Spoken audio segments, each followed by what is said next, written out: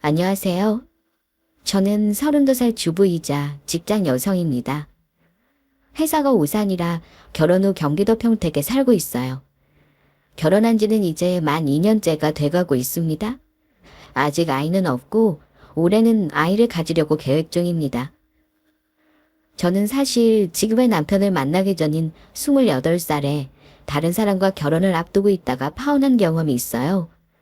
지금의 남편과 시댁 어른들은 결혼 준비할 때부터 큰 트러블 없이 무난하게 물 흘러가듯 그렇게 결혼까지 하게 되었어요.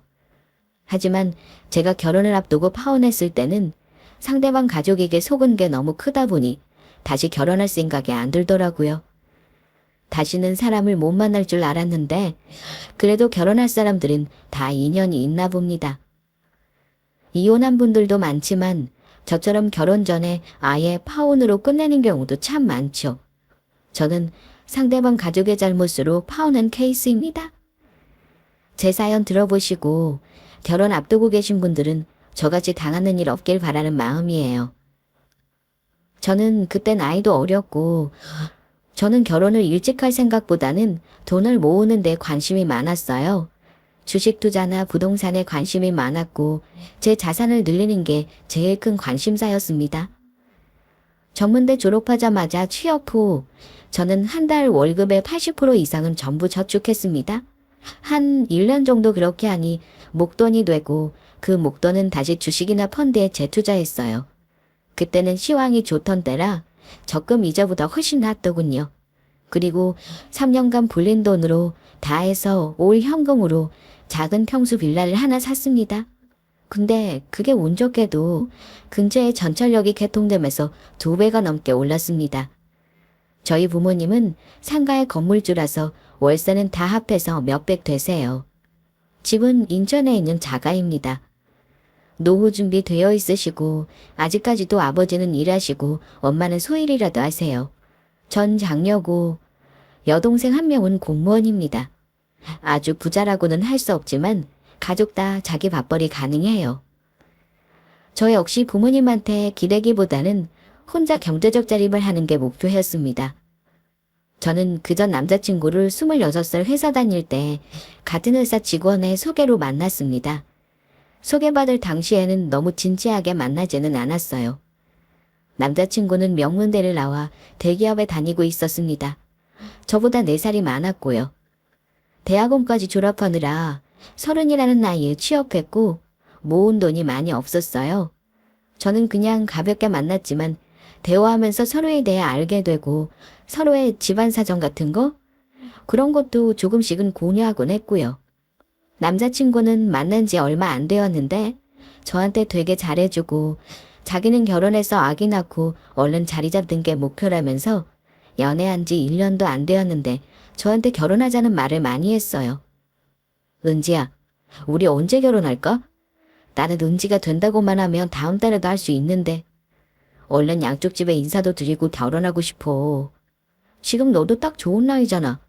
나도 이제 승진하면 월급도 많아질 거야. 우리 그러면 집도 사고 차도 사자. 아이 참, 나는 지금 당장 결혼 안 급한데 자꾸 왜 보채고 그래. 그리고 나 작지만 집은 하나 있어. 내 이름으로 된 거.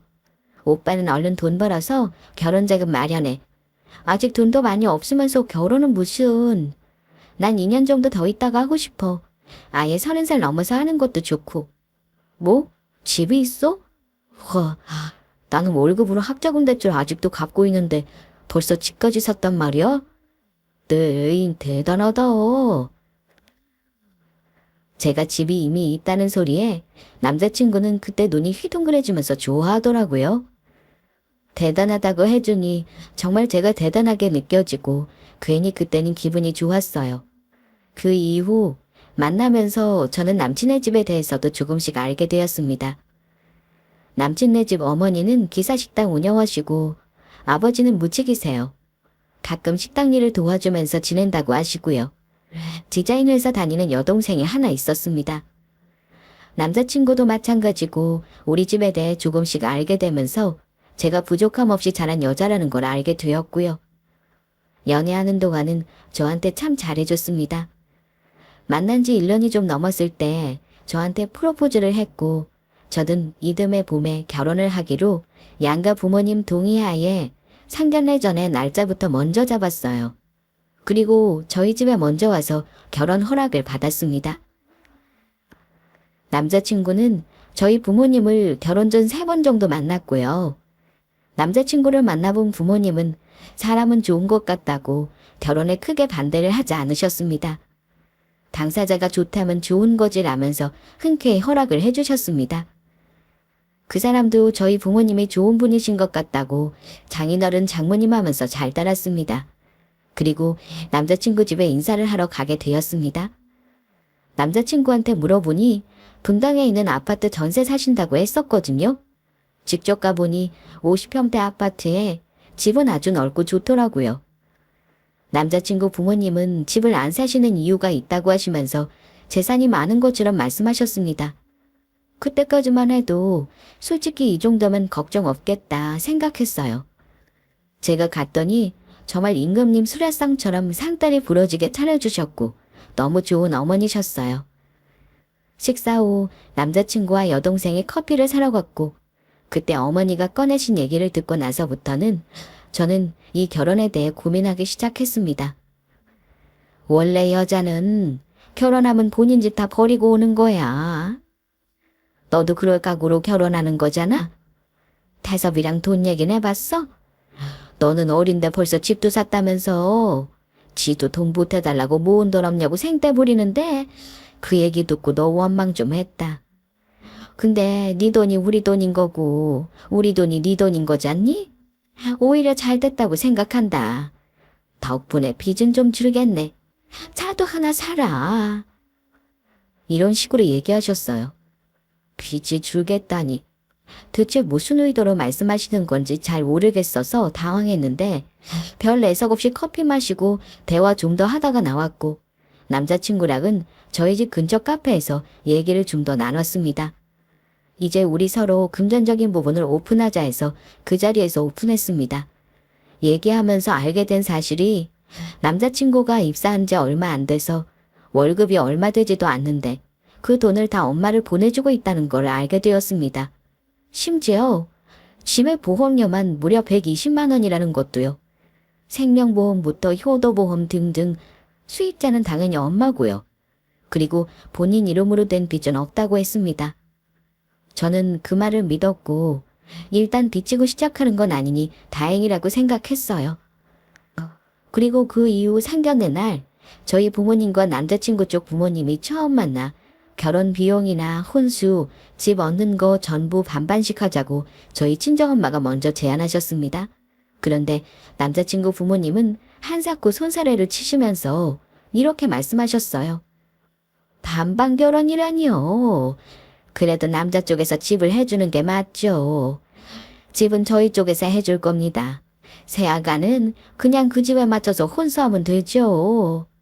나중에 상관 안 할 테니 자기들이 필요한 거 간단하게 하고 나머지는 살면서 들여놓는 게 좋죠. 예단도 최대한 간소하게 했으면 합니다. 신혼집을 얻는 문제로 양가 이견이 좀 있었습니다. 친정에서는 반반 결혼을 원했는데 시댁에서는 굳이 집을 해주시겠다고 워낙 강하게 나오시는 바람에 나중에는 저희 부모님이 양보를 했습니다.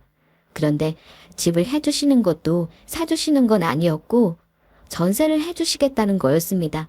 그리고 결혼식 비용 최대한 아끼고 간소하게 하기로 의견을 모았습니다. 그런데 나중에서야 왜 시댁에서 그렇게 집을 해준다고 굳이 우기셨는지 알게 되었습니다. 결혼까지는 반년 정도 시간이 남은지라 천천히 집도 알아보고 혼수도 사고 할 생각이었죠. 그런데 남자친구 집에서 신혼집을 해주신다고 하는데 정작 집에서 사는 저희는 집을 보러 다닌 적이 한 번도 없었습니다. 어머니가 알아서 구하신다면서 나중에 정해지면 와서 보라는 식이었어요. 그런데 아시겠지만 신혼집을 구하는데 당연히 궁금하잖아요. 위치도 그렇고 집 인테리어도 그렇고 여러 군데 다녀보고 싶었는데 굳이 저를 부르시지를 않으시고 혼자 결정한다고 하시는 겁니다. 그래서 저도 몇 번 얘기를 했습니다. 어머니는 집 알아보신다면서 우리한테 왜 같이 보자는 말씀을 안 하셔? 나도 궁금한데 오빠가 어머니한테 말씀드려봐. 집 계약하기 전에 우리도 가서 보고 싶다고. 내가 몇 번 말씀드렸는데 어머니가 굳이 알아서 하신다는데 내가 더 말씀드리기가 좀 그렇더라고. 어차피 대출도 받아야 하는 거라 어머니가 우리한테 해주실 예산에 맞추시는 거라 머리가 좀 아프신가 봐. 저는 남자친구가 하는 말을 믿었습니다. 그리고 얼마 후에 어머니가 연락이 왔는데 저랑 둘이서만 좀 만날 수 있냐고 하시는 겁니다. 그래서 집 문제 때문에 그런가 보다 하고 알았다 했죠. 그런데 만나서 남자친구 엄마가 하는 소리가 니들 직장 가까운 수원에 아파트를 얻어놨다. 계약은 했고 일주일은 니들 결혼하기 한 달 전에 들어가는 걸로 했어. 전세를 얻어주면 좋겠다만 지금 더 이상 융통할 수 있는 현금이 없어서 일단 월세로 얻었다. 네. 어머니, 저 월세는 싫어요. 그럴 거면 그냥 처음부터 저랑 같이 돈 합쳐서 전세로 얻는 게 더 나은 건데 왜 제 의사는 묻지도 않으시고 월세로 계약하셨어요? 월세가 한 달에 얼만데요? 보증금 3천에 150짜리 32평이야. 일단 1년 계약했으니까 살다가 나중에 돈 모아서 전세로 옮기던가 집 사면 되지 않겠니? 하시는데 정말 너무 당황스러워서 감정 조절이 안 되는 거예요. 이걸 어찌해야 하나, 계약을 파기하고 다시 전세로 돌리는 걸 알아봐야 하나 하는데 어머니가 말씀하시는 겁니다. 그래서 말인데 엄마가 좀 생각을 해봤거든. 너 갖고 있는 빌라 말이다. 차라리 네가 그거 좀 팔아서 우리 빚 좀 해결해주면 어떨까? 그럼 여유되는 돈으로 너희 신혼집 얻을 수도 있을 것 같은데 그 집 2배 넘게 올랐다고 들었어. 올랐을 때 팔고 다른 걸로 갈아타는 것도 괜찮아. 제가 산 빌라가 올랐다는 건 또 어찌 들으셨는지 어머니 말을 들으니 그제야 저만 따로 불러 얘기하자는 목적이 뭔지 알았습니다. 제 집을 팔아서 빚을 해결하려는 거였어요. 월세를 얻었다고 하면서 제가 그렇게밖에 할 수 없는 상황으로 저를 몰고 가려고 한 거죠. 그제서야 집에 인사하러 갔을 때 빚은 좀 줄겠다는 말이 무슨 뜻인지 이해가 갔습니다. 그 시커먼 속내가 다 들여다 보이는데 네 팔게요 하는 소리가 안 나오더군요. 그런데 어머니가 거기서 한술 더 한다는 소리가 네가 큰딸이고 첫 결혼인데 친정엄마가 예단 안 하면 서운해하시지 않니? 그래서 말인데 예단으로 현금 2천에 친척들 입을 해오는 게 어떠니? 이러시는 겁니다. 그 뻔뻔하며 화가 치밀었지만 일단 참고 되물었습니다. 뜻밖의 말에 저는 그럼 저희 집에서 한 받는 건가요? 저는 어머니가 집 해주신다고 하고 다른 건 간소하게 하자고 하셔서 1,000만 원 안쪽으로 생각하고 있었거든요. 했더니 어머니는 정색하시면서 요즘 누가 함 같은 걸 받니? 함은 생략하고 대신 태백이랑 이바지 음식은 하자. 이거 안 하면 친정엄마가 서운하실 거야. 말은 저희 친정 핑계를 대는데 결국 네가 할 건 하라는 거였어요. 제 집까지 내놓으란 거였고요. 어머니, 무슨 말씀이신지 잘 알겠어요. 오늘 제가 이 자리에서 대답해드리기는 어렵네요. 저도 부모님이랑 상의해봐야 하는 문제고요. 일단 오빠랑 만나서 얘기 먼저 해볼게요. 저는 애써 화를 누르며 자리에서 일어섰습니다. 어머니는 일어서서는 제 옷자락까지 붙잡으면서 말씀하셨어요. 네 집 파는 건 한번 잘 생각해봐. 내 생각에는 팔더라도 네가 처음 산 가격보다는 많이 올랐으니 네가 남는 장사인 것 같다. 잘 결정해서 이번 주까지 알려줘. 이게 대체 무슨 도둑놈 심보인 건지. 내가 남는 장사가 아니라 아들 결혼시켜서 어머니 남는 장사하려고 하는 거 아닌가요? 하고 대받아치고 싶은 걸 입술을 꽉 물고 참았습니다. 남자친구 엄마랑 헤어지고 남자친구 회사 앞으로 가서 난리 쳤습니다. 그랬더니 자기 엄마 입장에선 그렇게 생각할 수 있대요. 옛날 분이시라면서요. 그래서 제가 빈말이지만 예단 이바지 다 할 테니 가방이랑 시계 해달라고 했어요. 그랬더니 자기가 집을 해가는데 예물을 왜 하냐고 못 해준다고 단호하게 말하는 겁니다. 제가 너무 황당해서 당신 부모님의 신혼집 얻어준다는 게 월십 150짜리 얻어준다는 거였어? 우리 집에서 이 사실 알면 뭐라 그러실 것 같아.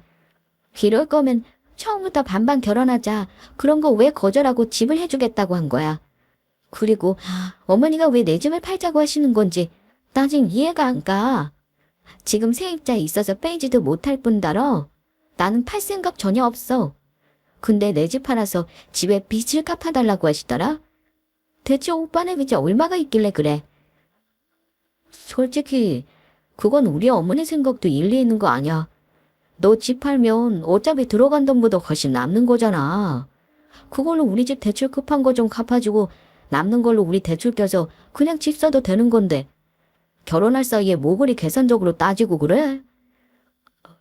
이게 무슨 개소리인지. 지금 누가 누구더러 계산적이라고 하는 건지 모르겠더라고요. 뭐? 계산적이라고. 나는 생각지도 못한 방법을 당신하고 당신 어머니랑 머리 굴려 짜내느라 아주 힘들었겠어. 처음부터 내가 집 있는 거 노리고 내 집 팔아서 당신의 대출 갚고 남는 돈으로 결혼할 집 하면 되겠다. 뭐 이렇게 계산 때린 거 아니야? 계산적인 사람이 누구인지 다시 잘 좀 생각해봐. 오빠, 내가 이 집 없었으면 어쩌려고 한 거야? 그럼 뭐 처음부터 빚지고 시작하는 거지. 저는 우리 수준에 맞게 정말 방법이 없을 경우 나중에 생각할 일이지 내 집을 팔아서 그 돈을 오빠네 집 빚 갚아주고 결혼하는데 쓸 생각 없다고 했습니다. 그러자 남자친구는 저한테 왜 이렇게 바보같이 구냐고 준비 다 하고 남은 돈으로 제가 가져가고 그 남은 돈 제외한 돈만 쓰는 거지 왜 계산을 이상하게 하냐고 합니다. 솔직히 그때부터 느낌이 좀 이상했습니다. 그래서 집에 와 밤새 생각하고 헤어지자 했습니다.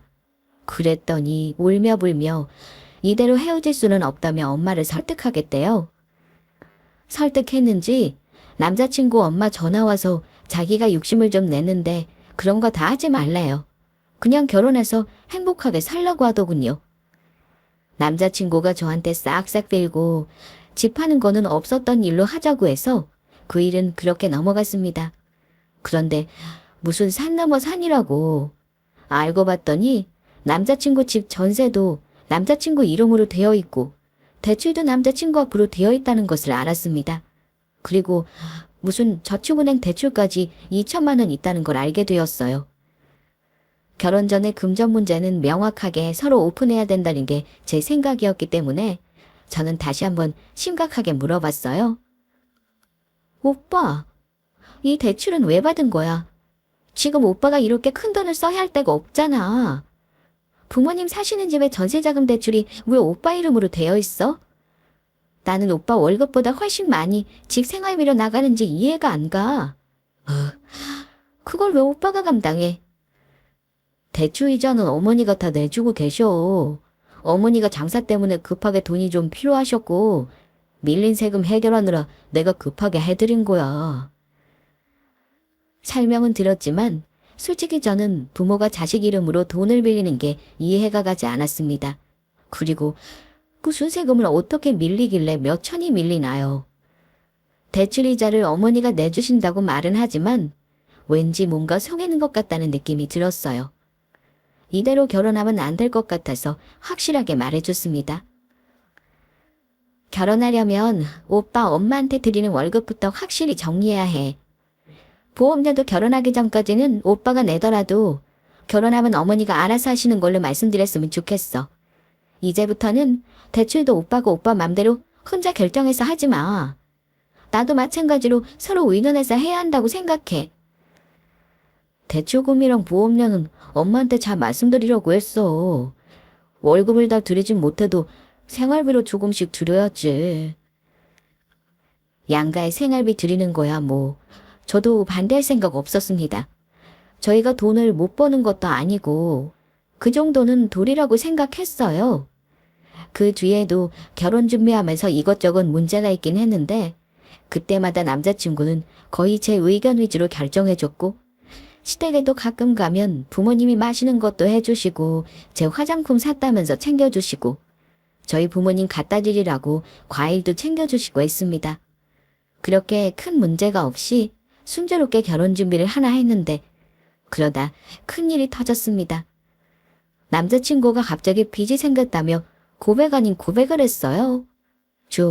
은지야. 내가 어떻게든 결혼 전까지 혼자 해결해 보려고 했는데 아무래도 힘드네. 너한테 속이면 안 될 것 같아서. 내가 지금 1억 4천 정도 빚이 생겨버렸어. 이렇게까지 일이 커질 줄 몰랐는데 아버지 말만 믿고 있었던 게 내 실수야. 어쩌지? 아버지께서 진 빚인데 남자친구 명의로 뭘 하셨나 봐요. 남자친구가 모은 돈이나 가진 게 많이 없다는 건 알고 시작했고 그게 저한테는 크게 문제가 되진 않았어요. 그렇지만 결혼 전부터 부모님의 빚까지 떠안고 시작하는 건 싫었습니다. 대체 1억에 넘는 돈으로 아버님이 뭘 하신다는 거야. 아무리 생각이 혹사도 그렇지 두무라고 명의를 그렇게 막 빌려줘도 되는 거야. 그래서 오빠 부모님은 뭘 하셔? 갚아주신다는 거야. 갚아주실 리가 있겠습니까? 어머니가 식당 운영을 하시긴 하지만 매달 월세, 생활비도 모자라 남편 월급까지 끌어다 쓰는데 무직인 아버지가 무슨 수로 그 큰 돈을 갚겠어요? 아버님이 진 1억 4천 정도의 빚은 남자친구가 고스란히 떠안아야 했고 도저히 능력이 안 된다면서 남자친구는 개인회생을 하겠다고 했습니다. 머리가 띵해 오더군요. 까도 끝이 없는 것 같았어요. 솔직히 이보다 더한 게 있을 것 같은데 무서워서 알고 싶지도 않았습니다. 이 정도로 저한테는 엄청난 충격이었지만 남자친구는 오죽할까 싶어 내색도 못하고 괜찮으니 같이 이겨내보자 생각했어요. 그런데 회생을 해야 한다는 사람이 저한테 말하고 나서 한동안 소식이 없는 겁니다. 저는 전화로 답답한 부분을 얘기했는데 제가 얘기만 하면 오늘 내일 자꾸 미루고 알아보려 하지도 않았습니다. 저는 점점 지치고 저희 집에서는 결혼 얘기를 계속 하시는데 남자친구는 결혼 준비보다는 자기 발등에 떨어진 빚을 해결하는 데 신경 쓰느라 정신이 없어 보였습니다. 시간이 흐를수록 무책임하게 남자친구가 느껴지고 저와의 미래를 그리는 것은 맞는지 본인의 미래는 생각이나 하는 건지 너무 답답했어요. 그러다가 남자친구가 연락이 왔는데 집에서 부모님이 같이 좀 보자고 하시더군요. 저도 결혼 전 시댁과 얽혀있는 돈 문제는 확실히 정리해야겠다 싶어 알겠다고 하고 남자친구 집으로 갔습니다. 온 가족이 심각한 표정으로 저를 둘러싸고 앉았는데 어머니가 입을 떼셨습니다. 태섭이한테 얘기 들었지? 어쩌다 일이 그렇게 됐다. 그래서 우리가 생각을 좀 해봤는데 너도 네 남편 될 사람 신용불량자 되는 건 원치 않을 거 아니니? 그래서 지난번에도 말했지만 방법이 그것뿐일 것 같아서 네가 가지고 있는 집 팔아서 빚을 좀 갚아줬으면 해. 어차피 집 보증금은 너희 돈 되는 거고 니들이 살면서 차차 벌면 네 집 판 돈보다 훨씬 더 모을 수 있을 거다. 그 얘기하려고 오늘 너 불렀어. 네 생각은 어떠니? 어머니, 그건 지난번에 다 끝난 얘기로 아는데요. 아직 결혼하기도 전이고 제가 왜 이 댁의 빚을 제 집을 팔아서 갚아줘야 하는 건지 모르겠어요. 그 얘긴 더 이상 안 해주셨으면 해요. 오늘 온 건 금전적인 부분을 정리하고 싶어서예요. 오빠 월급 다 드리는 문제랑 오빠 이름으로 된 대출금 문제 어떻게 정리해 주실 건지 해서요. 저희 결혼하면서 빚 떠안고 시작하는 건 싫어요. 어머님 댁 집 전세 빼셔서 다른 데 이사 가시고 오빠 이름으로 된 대출은 갚아주셨으면 합니다. 저는 최대한 예의를 갖춰서 말씀을 드렸다 생각합니다. 그리고 남자친구 상황이 금전적으로 나빠진 게 다 시부모님 때문이니까 그 부분은 결혼 전에 해결해 주시는 게 맞다고 생각했어요. 그런데 제 말을 듣던 어머니가 본인 뜻대로 일이 돌아가지 않는다고 생각하셨는지 갑자기 화를 내시더군요. 너는 탕돌하게 예비시댁에 와서 시부모 살고 있는 집을 빼라는 소리를 할 수가 있니? 내가 애초부터 너랑 태섭이 결혼 허락한 것도 네가 어린 나이에 집도 있고 야무져부해서 허락한 거다. 그렇지 않으면 내가 너 뭐 이뻐서 허락했겠니?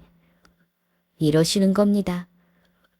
어머니, 그럼 어머니랑 오빠는 제 집 있는 거 탐내서 결혼 허락했다는 거네요. 아예 처음부터 이 집 빚 갚으려면 제 집이 필요했던 거고요. 이제 다 알겠네요. 예, 말이 그렇다는 거야. 상황이 이렇게 됐는데 그래도 네가 우리보다는 여력이 있지 않니? 그냥 간단히 해결할 수 있게 네가 눈 한번 딱 감고 도와주면 되는데 대체 왜 이렇게 결혼 전에 분란을 만드는지 모르겠다. 그때 깨달았습니다. 아, 정말 수준 떨어지는 집안이라고 말입니다. 그렇게 어머님이 말씀하시고 계시는 와중에 그냥 가방 들고 나왔습니다. 끝까지 들어줄 필요가 없으니 말할 것도 없었습니다.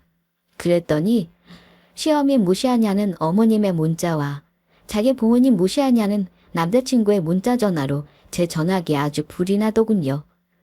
남자친구한테 대놓고 말했어요. 수준 떨어지는 집안 티 내지 말고 내 인생 조지려면 네 인생부터 조지고 오라고, 두 번 다신 연락하지 말고 만나지 말자고 진짜 끝내자고 했습니다. 남자친구가 집 앞에 찾아와서 왜 그러느냐고, 뭐가 문제냐고 이야기 좀 하자고 하더군요. 나는 오빠 부모님 비위 맞추면서 살고 싶지 않고 내 집 노리고 처음부터 결혼 허락한 것까지는 알았는데 이 결혼 하고 싶지 않아. 은지야, 우리 엄마도 너 그렇게 가고 나서 화 많이 나셨어. 위아래 없다고 너 그런 애인 줄 몰랐대. 지금 사과하면 맘 풀리실 것 같으니까 어서 같이 가자. 아직 결혼도 안 한 예비 며느리가 가진 집까지 자기 멋대로 하시고 싶어 하시는데 나중에 얼마나 참견하고 나랑 부딪힐까 걱정돼. 오빠도 중간에서 칼같이 부모님 거절해하는 건 해야 하는데 아주 대단한 여자라 그런 걸 못하니 내가 나쁜 년이 된 기분이고. 솔직히 말하면 오빠랑 결혼하면 내가 번 돈이랑 우리 부모님이 번 돈으로 오빠네 식구들 먹여 살리라고 할 것 같아. 왜 내가 이런 걱정을 결혼 전부터 해야 하는 거야? 오빠, 우리 그냥 여기서 그만하는 게 맞아. 너는 뭐가 그렇게 대단해서 그러는 거야? 그래도 우리 부모님인데 네가 양보할 건 양보하고 따를 건 따라야 하는 거 아니야? 이러면서 역정을 내더군요. 자, 어이가 없어서. 그러면서 자기도 본인 부모님 발밑으로 보는 애는 싫다며 먼저 휙 가더라고요. 차라리 잘 된 거란 생각이 들었습니다. 집에 들어갔더니 어머니는 주무시고 아빠만 거실에 계시길래 일단 저는 곧장 아빠에게 말씀드렸습니다. 제 얘기를 들은 아빠는 고생길인 걸 뻔히 알고 보내려니 그렇게 속에 탔었는데 그래도 네가 다 감수할 수 있을 만큼 좋다고 하니 어떻게 반대를 하겠니? 헤어졌다는 소식에 반갑기도 하고 마음 아프기도 하다. 너무 뻔한 위로지만 시간이 지나면 아물 거란다. 그동안 혼자 앓느라 힘들었겠구나. 아빠는 언제나 네 편이란다. 너는 다른 걱정 말고 마음 추스리기만 해라. 엄마에게는 내가 말아마. 대충 이렇게 말씀하셨던 것 같네요. 주무시는 엄마 깨실까 소리 주게 오느라 힘들었던 날이었어요. 엄마는 제가 힘들어할까봐 걱정하시면서도 마음 잘 먹었다고 칭찬해 주셨습니다. 그리고 며칠 후 엄마랑 목욕탕에 다녀오는데 그 인간이 우리 집 앞에 서 있는 겁니다. 제가 돌아가라고 왜 왔냐고 했더니 용서받으러 왔다더군요. 그래서 난 필요 없으니까 우리 부모님한테 잘못했다고 죄송하다고 사과나 하고 돌아가라 했습니다. 그랬더니 그 자리에서 무릎 꿇고 빌더군요. 엄마는 당황하셔서 왜 이러냐고 들어가자고 하고 그 인간은 제 방에서 있었습니다. 잠깐 목욕바구니 정리한다고 화장실에 갔다 오는데 제 방에서 누구와 전화통화하는 소리가 들리는 겁니다. 아, 몰라. 일단 미안하다고 얘기는 했어. 어쩔 거야. 아쉬운 내가 참아야지. 이런 말이 들리더군요. 앞뒤 잴 것도 없이 그 짧은 사이에 상황 판단이 되더군요. 문 벌컥 열고 폰 뺏어서 보니까 지네 엄마더라고요.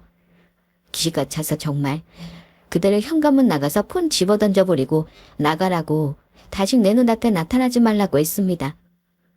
감정이 복받쳐 오르는데 안 울려고 애썼습니다. 멍하니 쳐다보고 있길래 직접 떠밀면서 꺼지라고 했습니다. 제가 잘못 들은 거라고 자긴 그런 말 한 적 없다고 하더군요. 전 아무 말 한 적도 없는데 자기 혼자 찔려서 그렇게 얘기하더라고요. 제 팔을 붙잡으면서 이성적으로 생각하라고 왜 이러냐고 하는데 어이가 없어서 팔 뿌리치고 싸대기 날렸습니다. 엄청 세게요. 더 말할 거 없으니까 꺼져달라고 하고 현관문 밖으로 밀어낸 다음 문 잠그고 들어와서 엄마한테 얘기했습니다. 엄마도 저의 그런 모습을 보고 무척 놀라셨고요. 아빠한테 전화해서 얼른 집으로 오라고 대충 상황 설명을 드렸더니 아빠는 엄청 놀라시면서 헐레벌떡 집으로 오셨어요.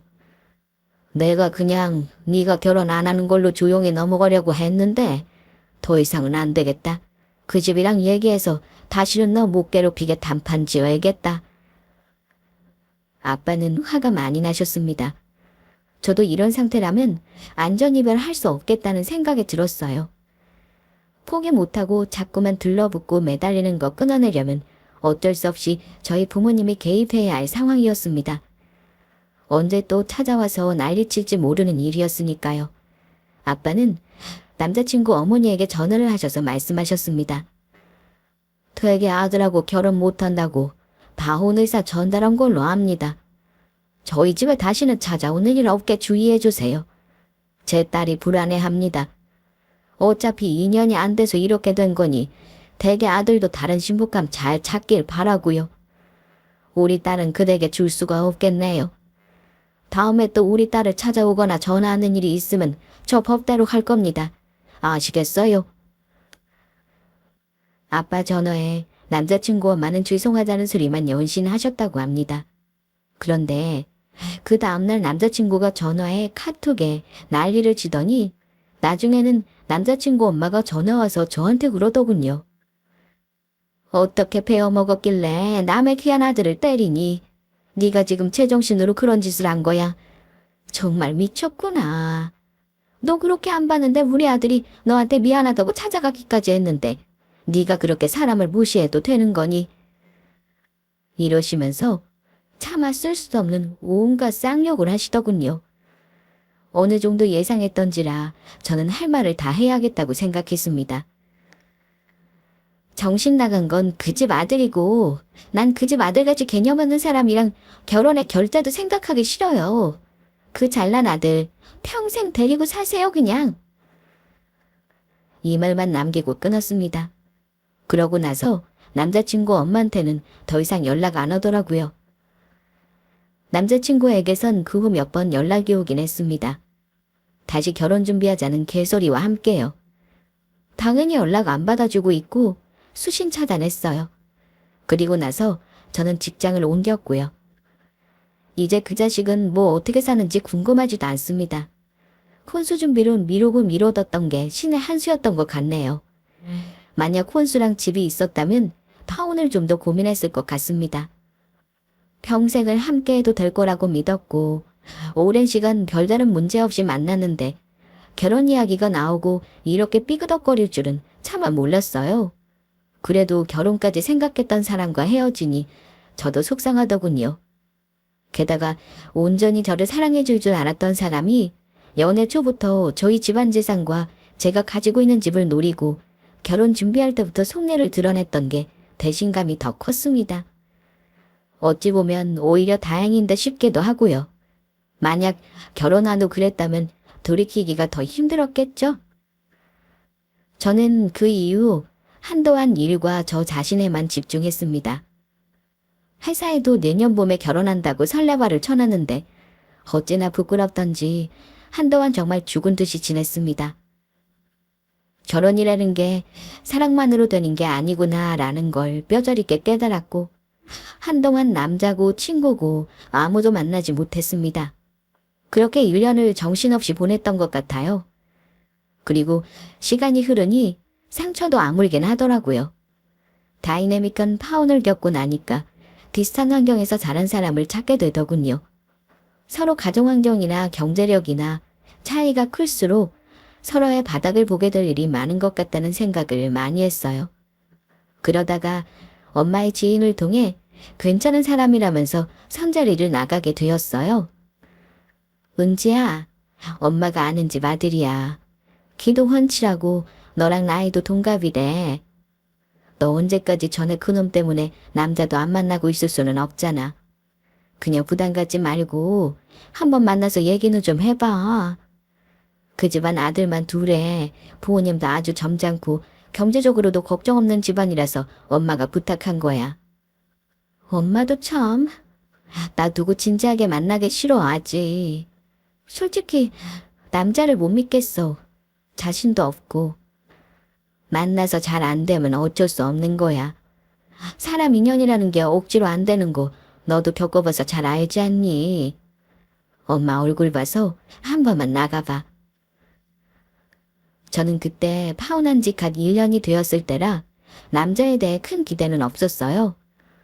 엄마 간곡한 부탁에 일단 나가기는 하겠다고 했지만 그냥 엄마가 소개하는 사람이니 만나서 데이트나 해볼까 하는 가벼운 마음이었죠. 그 남자는 공기업에 다니는 저랑 동갑내기였는데 식사하고 차 마시고 얘기를 나누다 보니 생각보다 사람이 참 순한데 또 똑똑했어요. 게다가 동갑이어서 그런지 말이 참 잘 통하더라고요.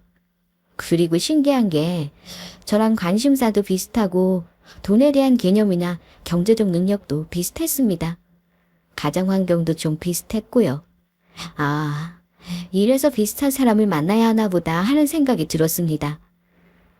한 번 남자에게 된 경험이 있어서 어느 때보다 신중했지만 몇 번 만나고 진중한 그 사람의 마음에 마음을 열었습니다. 그리고 1년 정도 연애하면서 서로의 집에 인사를 하게 되었어요. 정말 인연이라서 그런 걸까요? 그 사람과는 복잡한 게 없었습니다. 돈 문제도 머리 아픈 거 없이 심플했어요. 무엇보다 시부모님이 참 인자하고 좋으신 분들이셨습니다. 처음에 저를 보시고는 원래부터 알고 지냈던 아이 같다면서 어디 있다가 지금 왔냐고 하시며 저를 예뻐해 주셨어요. 그 사람 형은 이미 결혼을 했는데 형님도 참 좋은 분이셨습니다. 집안이 여유로우니 화목은 저절로 따라오는 옵션이더군요. 그리고 저희는 2년 전에 결혼했습니다. 결혼 과정도 전 남자친구와는 그렇게 힘들었던 돈 문제며 혼수며 예단이며 이런 문제들이 너무 술술 얘기가 잘 되고 풀리는 거예요. 인연이 될 사람들은 그래서 결혼을 하는 건가 보다 했어요. 저는 지금의 남편과 지금까지 알콩달콩 잘 살고 있습니다. 그리고 비밀이 하나가 있는데요. 사실 제가 갖고 있는 집은 남편이 아직 모릅니다. 물론 저희 친정의 경제력이나 제 수입은 다 오픈해서 알고 있지만요.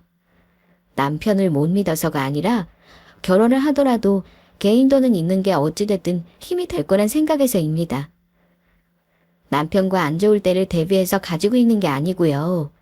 나중에 우리 삶이 한 단계 업그레이드 할 수 있게 큰 도움이 될 것 같아 아직은 남편에게 집의 존재를 말하지 않고 있답니다. 저는 현명하다고 생각하는데 어떻게 생각하시나요? 남편에게 언젠가는 말해야 하겠지만 아직은 신혼이니 조금 더 두고 보려고요. 파혼이라는 건 결혼하기 전에 결혼을 약속했다가 파기하는 거잖아요. 결론부터 까고 말하자면 이러이러한 게 걸리는데 이 남자랑 정말 결혼해도 될까? 하는 생각이 드는 순간 도망쳐야 합니다. 파혼은 그냥 돈 잃고 약간 눈치 보면 끝이지만 이혼은 돈도 잃고 삶도 잃고 정신도 망가집니다. 애인일 때는 잘해줬는데 결혼하고 나니까 남편이 더럽고 아무것도 안 하려고 한다는 사연 많이들 들어보셨죠? 놀랍게도 현대의 대부분의 한국 남성들이 그렇습니다. 물론 그렇지 않은 남자도 있겠죠. 하지만 그런 남자 찾기가 더 힘든 게 사실입니다. 모래밭에서 바늘, 아니 철가루 찾는 수준인데 한국 여성들이 사회에 맞춘다고 자기 합리화해서 내 남자는 안 그럴 거다라고 믿게 되는 겁니다. 아무튼 남편이 너무 예전보단 다르니까 안 맞아서 이혼해야겠다. 저는 이때부터 지옥이 시작된다고 생각해요. 만약 조금이라도 뿌리칠 힘이 있으시다면 제발 결혼을 뿌리치세요. 결혼을 처음부터 없던 일로 하려는 것과 결혼하고 난 후에 없던 일로 하려고 하는 건 엄청난 차이가 있습니다. 몇 번이고 말하지만 이혼보다는 파혼입니다. 만약 죽어도 결혼해야겠다면 한번 같이 살아보고 하세요. 사랑만으로는 커버가 안 되는 게 결혼입니다. 제가 파혼도 해보고 결혼도 해본 지금 알게 된 진리입니다. 파혼하면 주변 사람들이 안 좋게 생각할 줄 알았는데 아니더라고요. 생각보다 사람들은 남에게 관심이 없어요. 그냥 파혼했다더라 정도뿐이니 남의 눈 의식도 안 하셨으면 해요. 마지막으로 제 사연 재밌게 들어주신 모든 분들께 감사 인사를 전합니다. 앞으로도 원하는 모든 일들 이루어지시길 진심으로 기도할게요. 감사합니다.